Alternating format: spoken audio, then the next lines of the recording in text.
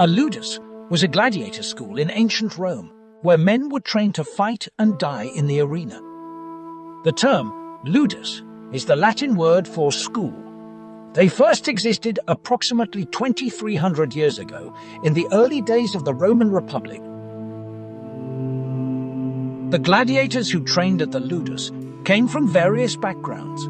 Some were volunteers who signed a contract with a gladiator manager known as a lanista in exchange for money or fame. Others were slaves who were either bought by a ludus or condemned by the Roman courts to fight in the arena.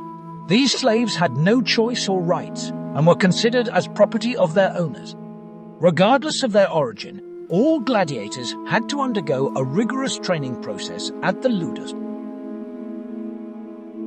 The ludus was a complex of buildings that included an arena, barracks, storage rooms, baths, and sometimes a hospital.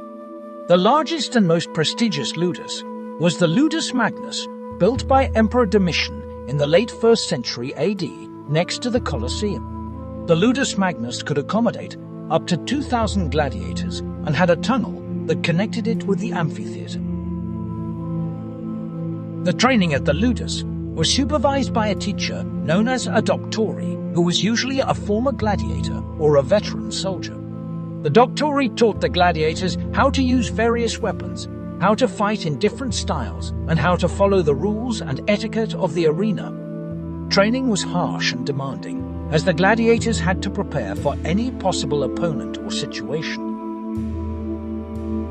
The daily life of a gladiator at the ludus was not easy. The gladiators had to follow a strict schedule of training, eating, sleeping, and cleaning.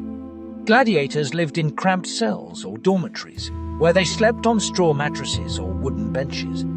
They ate a simple diet of barley, beans, cheese, and dried fruits. They also drank a vinegar drink called posca, which was supposed to quench their thirst and prevent infections. The main source of income for the ludus was the hiring of its gladiators to perform in gladiatorial games. The lanista would negotiate with the sponsor of the games about the number, type, and price of his gladiators. They would also arrange for the transportation, equipment, and insurance of the gladiators. The lanista also had to deal with the competition and rivalry among other ludus, which sometimes resulted in violence or sabotage.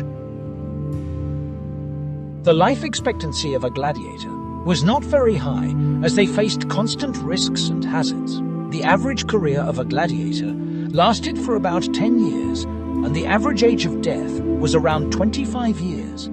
Some gladiators earned their freedom or retirement either by winning a certain number of fights or by receiving a special award known as a rudis, which was a wooden sword.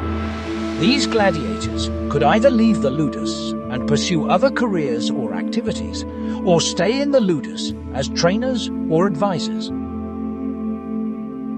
The gladiator ludus was an integral part of the Roman culture and society, as it produced the stars and performers of the most popular form of entertainment in ancient times. The ludus was also a place of hardship and struggle, where men from different backgrounds and origins lived and trained together under harsh conditions. The ludus was a place of courage and honor, where gladiators learned how to fight with skill and dignity, and how to face death with bravery and grace. If you found this video informative, remember to like and subscribe to keep the spirit of discovery alive